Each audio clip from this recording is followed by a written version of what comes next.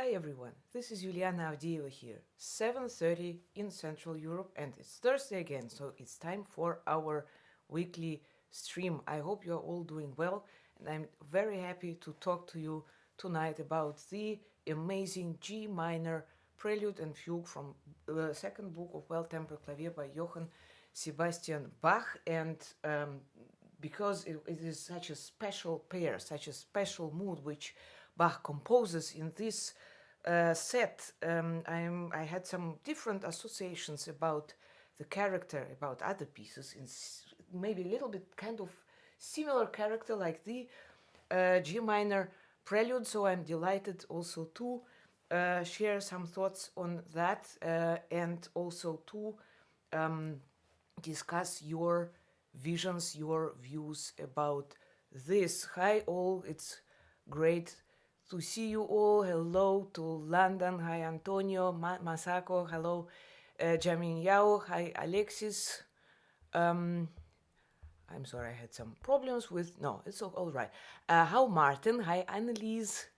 Hi Jerome. Hi Jerin, Birgit, Marcos, Kate, Topol, Hazel, and Jennifer. It's great to see you all. Hope you are all doing well. So I was so inspired by this absolute amazing, majestic G minor Prelude and Fugue, and I had so many associations with this actually very special element, which makes this Prelude so special. So that is how it starts, and this is what I mean with this special mood I was asking your thoughts on.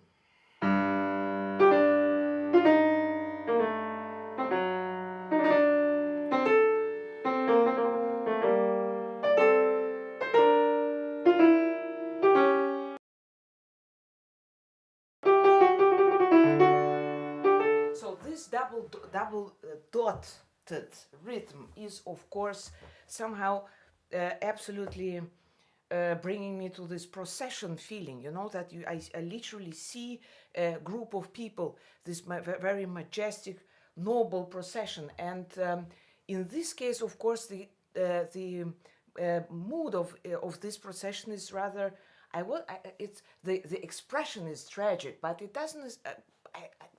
It doesn't actually necessarily has to be with this very tragic feeling. Maybe it is dramatic because those dots, they are so crispy. They have this meaning of, somehow really bringing our attention to this double dot. So of course, I was thinking, where does it come from in a way? And of course, this double dotted rhythm is very much connected with the form which is called French overture. And you know that I am very, actually, since I have learned this amazing piece, the French overture by Bach, I am a great admirer of this style, because it has such a noble and really strong expression in my feeling. And I started to I had a little research actually where this French overture comes from, what is the origin of this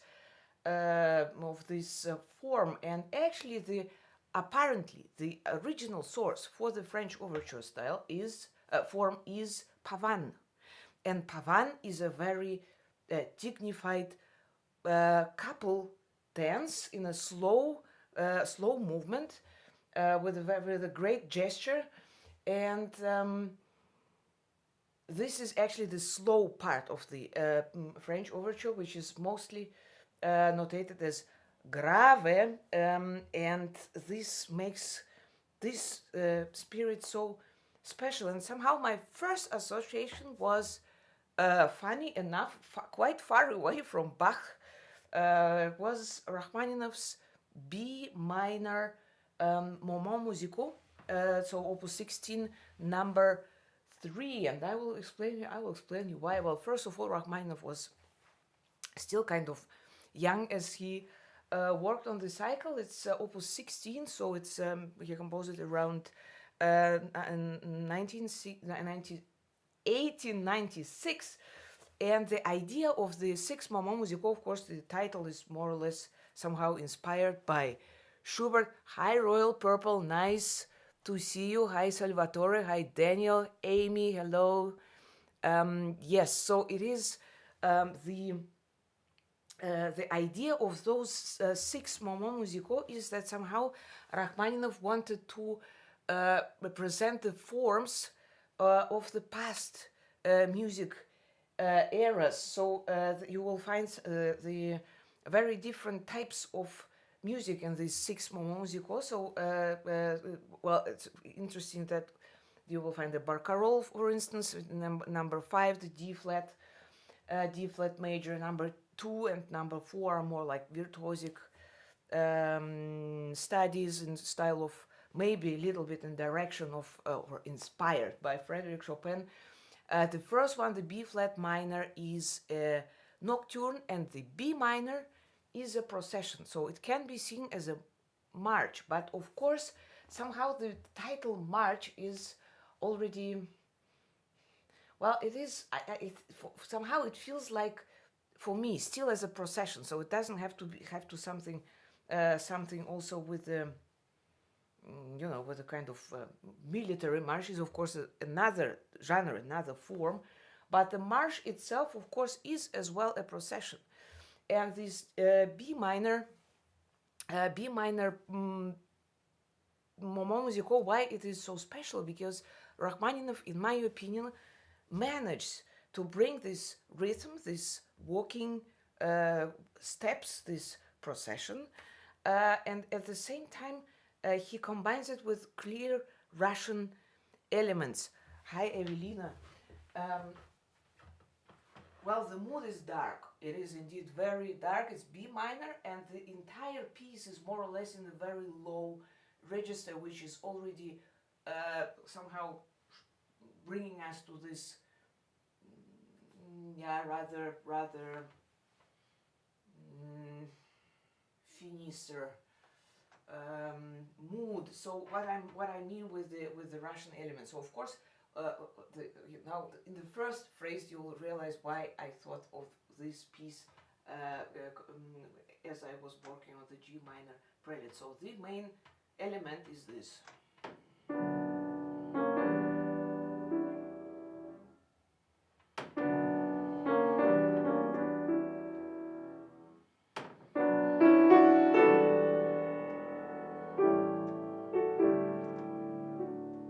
Of course, this is double.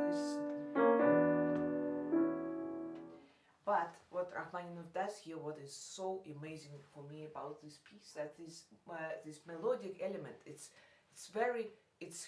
melody is never ending. It's huge, and it is always he writes it always in thirds, which is very typical for Russian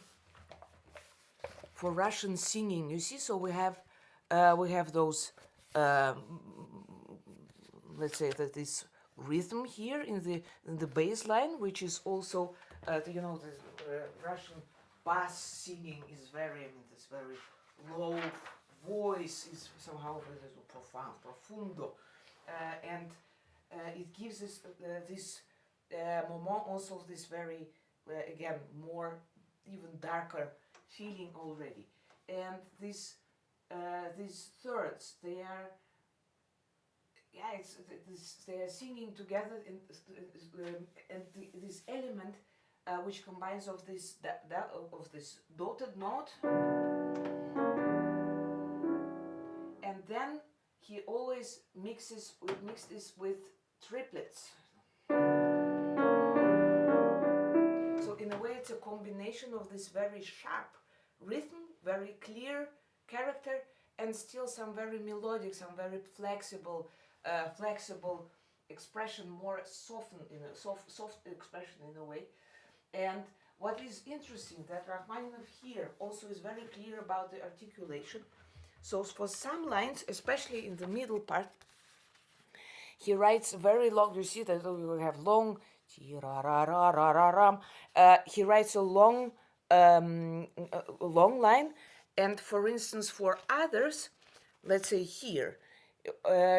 He writes this tenuto sign, which means that he also expects us to have those to make a big difference in the expression. Of course, those who have the slur, that they have to be more, you have more direction, and the ones with the tenuto are more declamation. This is basically, it is a full of outbreaks. It's an amazing, very strong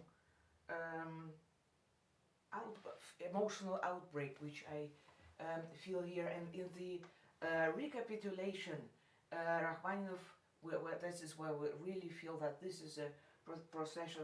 He writes those octaves in the left hand.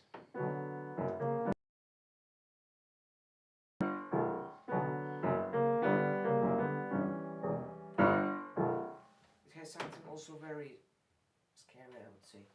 But I really love this piece, and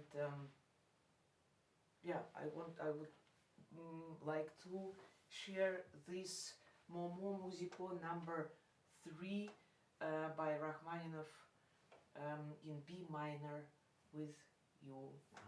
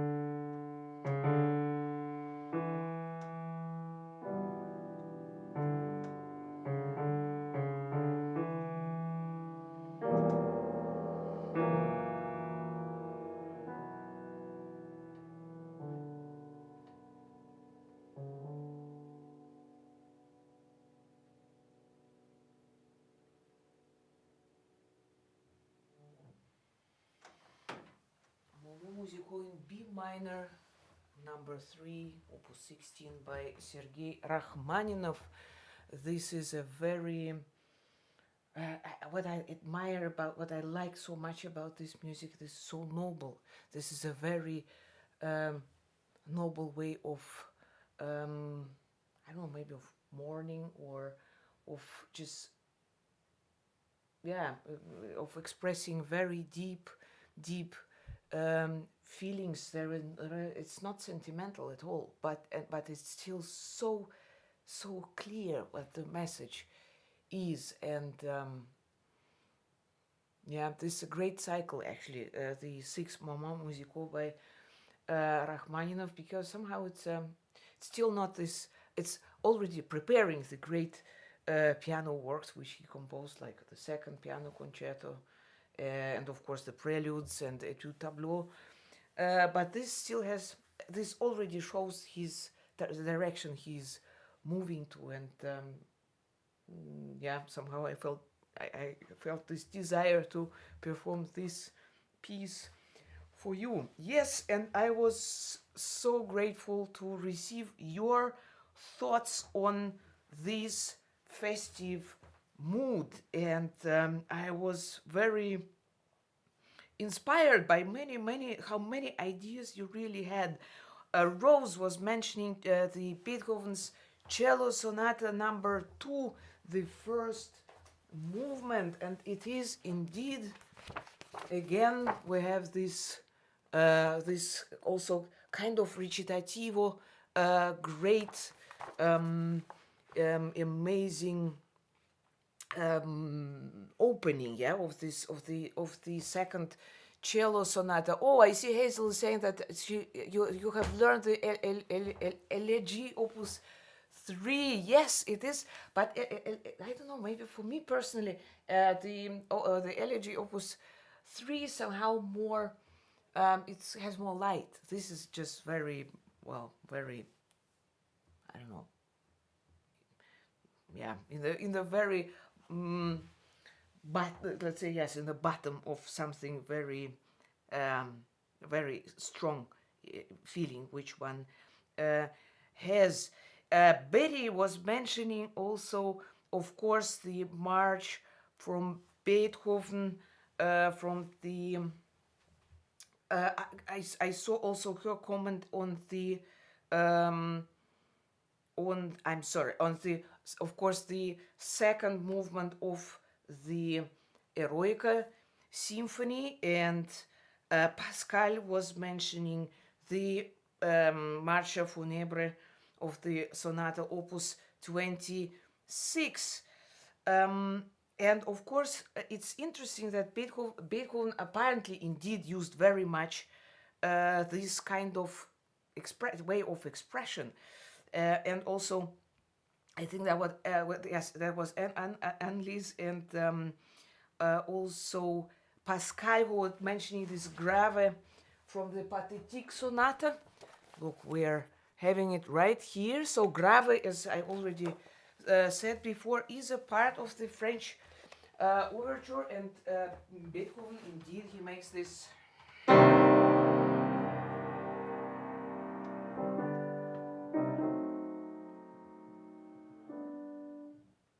So this is, again, can be seen also kind of pathetic, pathetic mood, because of this double dot gives really this clear link to something extraordinary in the expression. It can be also called pathetic, or yeah, tragic, or however. This is just a very, one of the strongest ways of expressing some really important message, I think.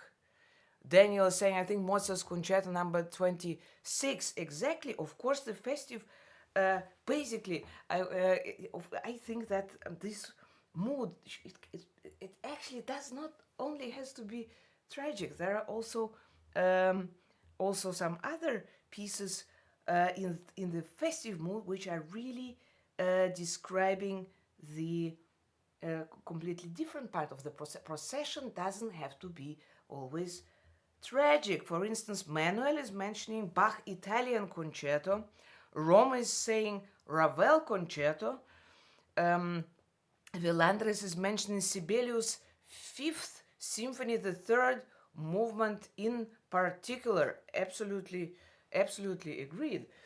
But now coming to this wonderful G minor prelude and fugue. So as we were talking before, this prelude is in a very, I feel hear it very much in the organ, performed by on an organ. So we have this long bass.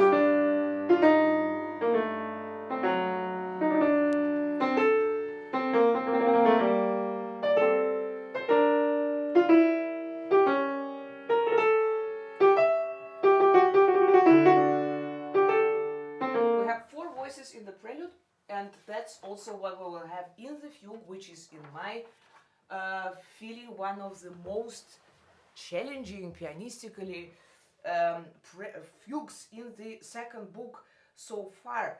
I know that Christopher mentioned that sequences are the lesser material, but in this G minor fugue, I like to sing along with the descending fifths of D to G and C to F. So the fugue is in 4, and it is actually already what I was meaning. It has somehow, it is very, in a character, it's different. It sounds like this.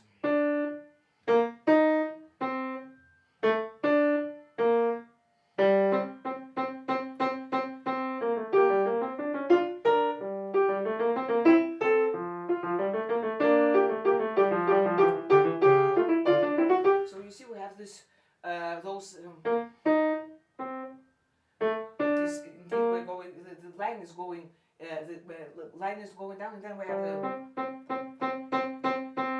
demanding. This is we have 6 times in one bar, and then 1 bar in the here. So this is, he's insisting on this. So this fugue has a kind of real determination. It has a clear direction, and this is really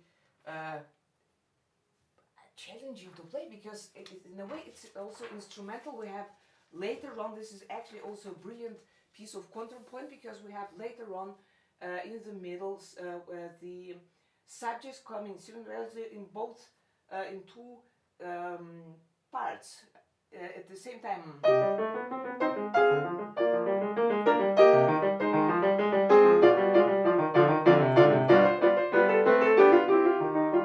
So we have, this is not so often happening in Bach's fugues and well-tempered clavier, that he uses the subject in 2 parts at the same time, and then this fugue I hear more instrumental, like a string, maybe a string orchestra. So this is the G minor prelude, fugue from second book. By the way, what I also wanted to mention is that in this prelude, Bach also writes Largo in the beginning, which is again, as you know, very rare case in Bach's score, that he indicates the kind of movement of the, or let's say mood of the piece. So the G minor prelude and fugue from book 2.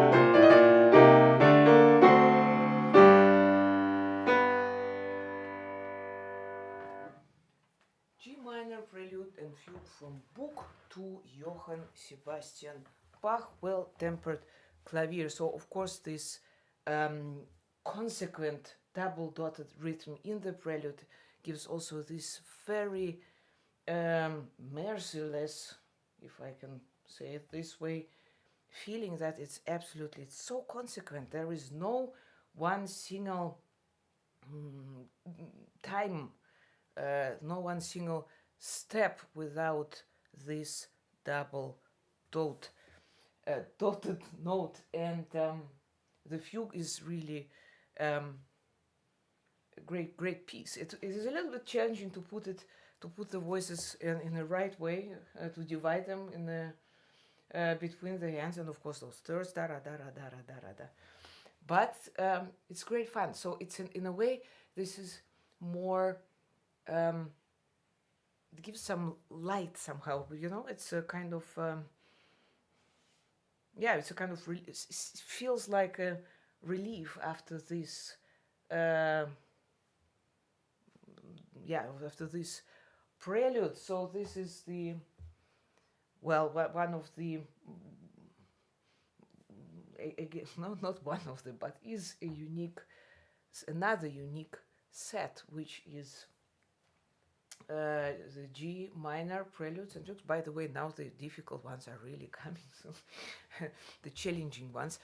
Well, now coming back to the procession, I was somehow another piece which came to my mind, still in a very different character, but I had this association with this prelude. Was funny enough some pieces by Chopin, and I know that also Annelies was mentioning the nocturne opus 37, and you know. Indeed, Chopin composed several nocturnes, also 37, also the C minor, also very famous one, opus 48, but also the F minor, opus 59, and the last one of my most loved ones, opus 62, number 2, which are composed in this, they are called nocturne, but the way Chopin composes them, it's very, for instance, 55, number 1.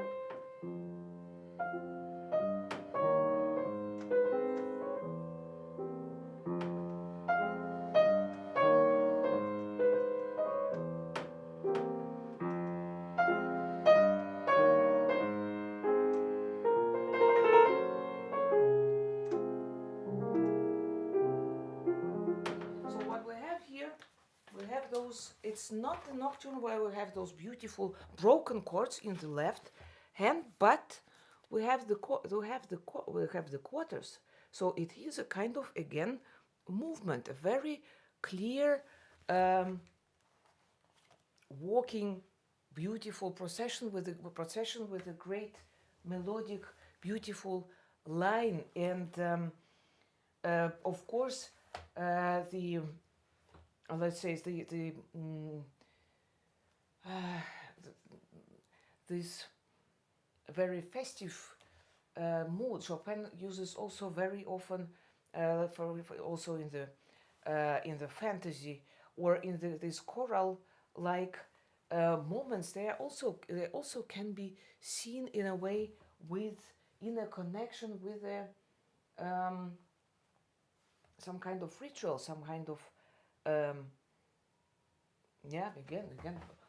procession. And my personal thought was, I know that some of you were talking about the March Funèbre, about the second movement of the second piano sonata of the B-flat minor sonata by Chopin. My thought or my feeling was completely in the third movement of the third piano sonata in B minor. The movement is also, it says also Largo in the beginning. I will show you how it looks like. Well, there is a beautiful introduction in the beginning with this, I don't know, maybe, this kind of dramatic maybe also in an opera, you know, this kind of entrance of changing the scene, and we have these very short dotted notes, and after that the cantabile, the main line comes, and this is one of the most beautiful pieces, in my opinion, which has been ever written for any instrument, and it consists of the melody and the accompaniment, which is like the melody.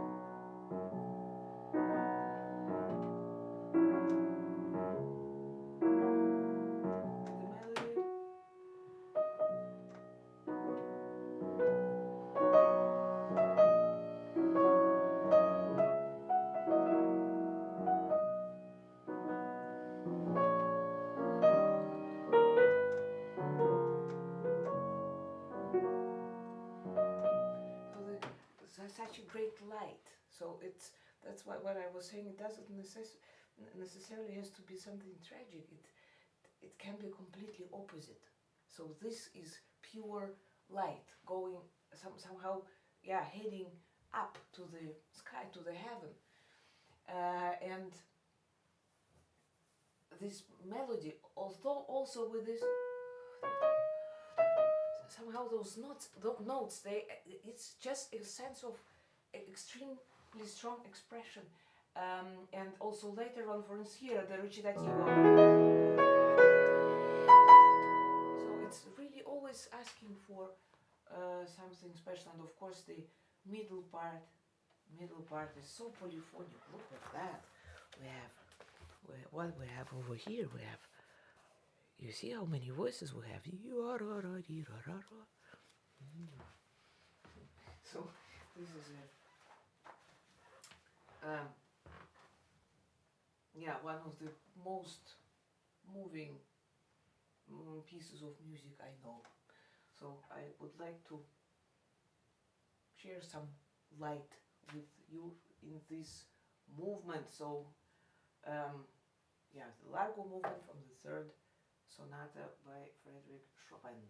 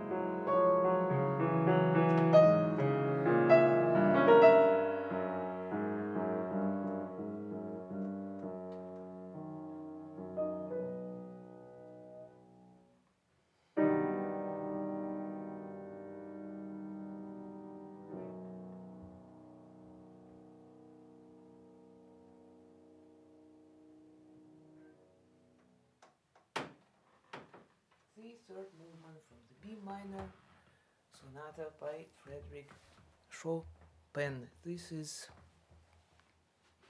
another completely opposite way of expressing procession.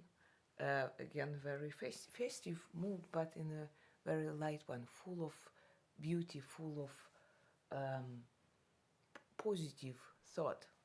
And yeah, so there are so many, you see, the music is so, again, so beautiful because there are so many different types of expression in it, and even with kind of similar element can be transformed to completely new idea, to completely new expression. And well, that's why I think the music is one of the most, well, one of the richest ways of expression, or maybe the richest. So that was my that were some of my thoughts on this amazing pair G minor prelude and fugue from Book 2, Well Tempered Clavier, Johann Sebastian Bach. It was a pleasure to have you all here tonight, and thank you so much for your comments, and please stay well. I know that some of you will be celebrating Easter this coming Sunday, so for those who celebrate it, I wish happy Easter on weekend. So please keep well, stay safe, and please subscribe my channel if you like our Thursday set streams. So see you next week. Have a good time. Bye bye.